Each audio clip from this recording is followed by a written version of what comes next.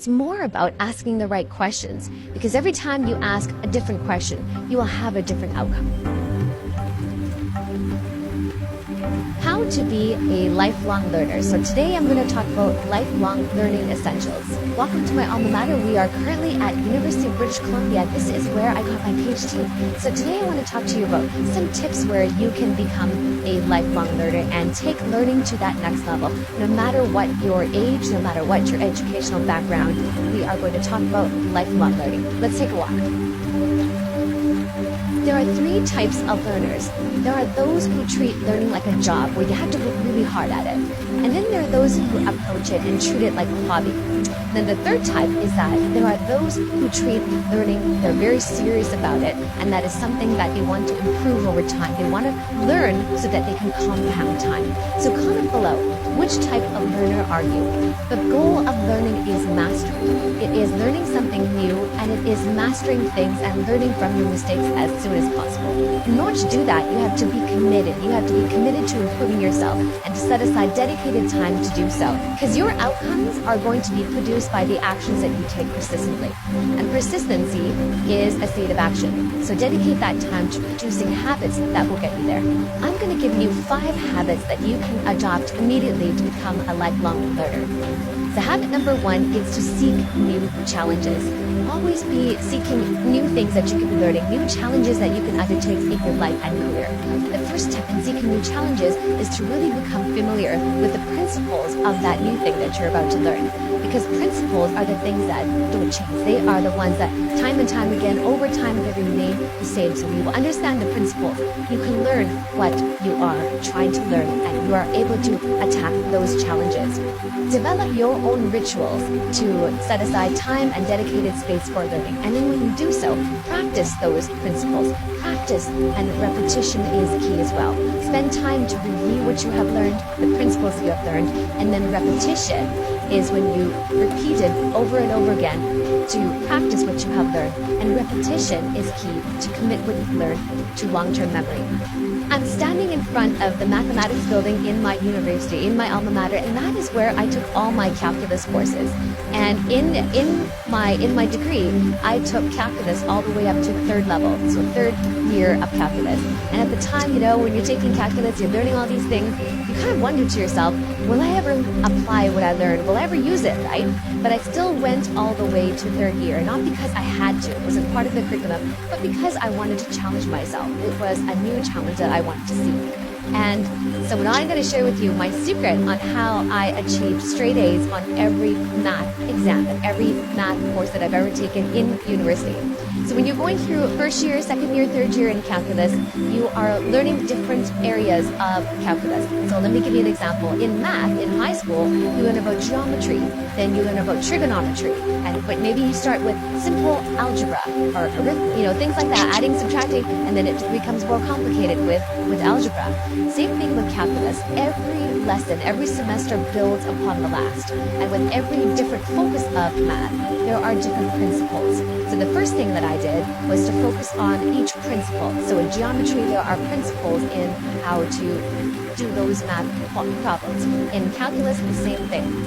You start with integrals, and then there's multivariate integrals. With each time, there are different principles.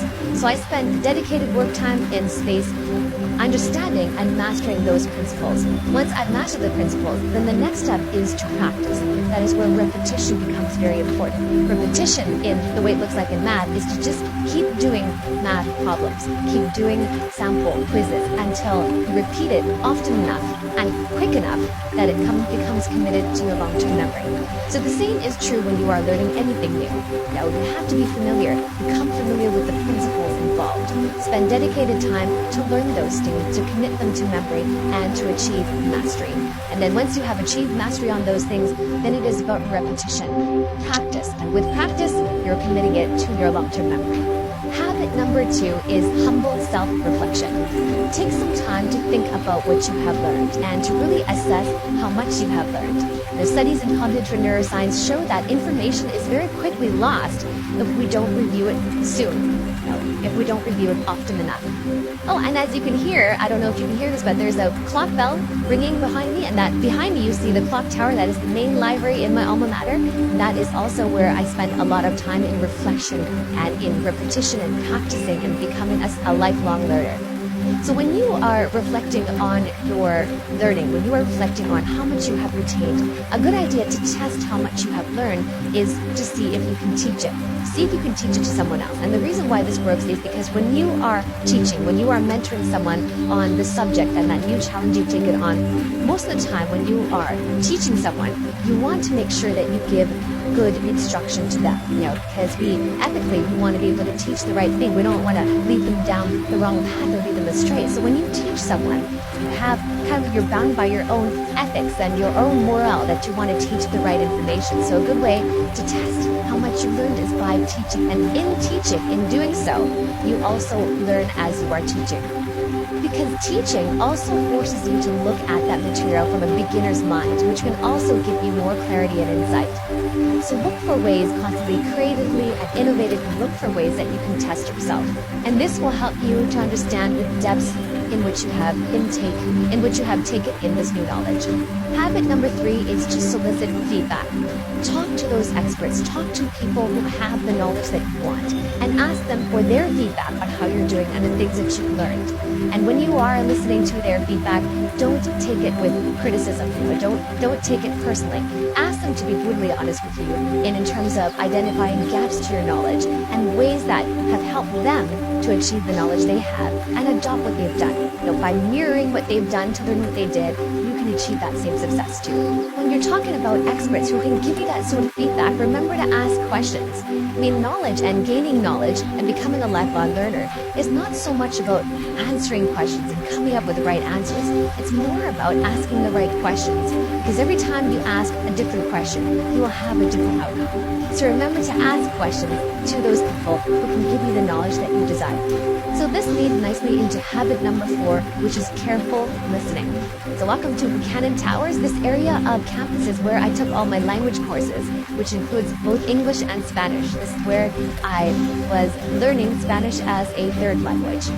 So with careful listening, when you are talking to experts who can give you the knowledge that you desire, and you're asking them for feedback, practice careful listening. Listen to them on what they are saying and how they can provide you with knowledge and insights on the gaps that you might have in your learning. And as you're listening, it's easy not to pay attention if their viewpoints or their suggestions conflict from yours.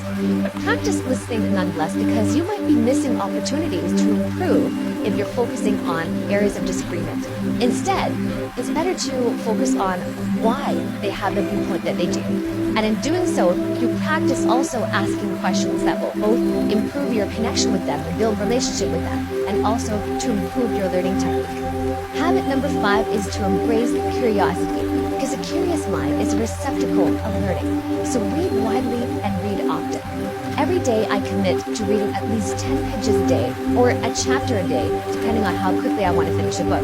Because if you do that and it becomes a routine for you and integrated in your life schedule, 10 pages a day, if a book, say the average book is around 200 pages, you're able to finish 18 to 20 books a year.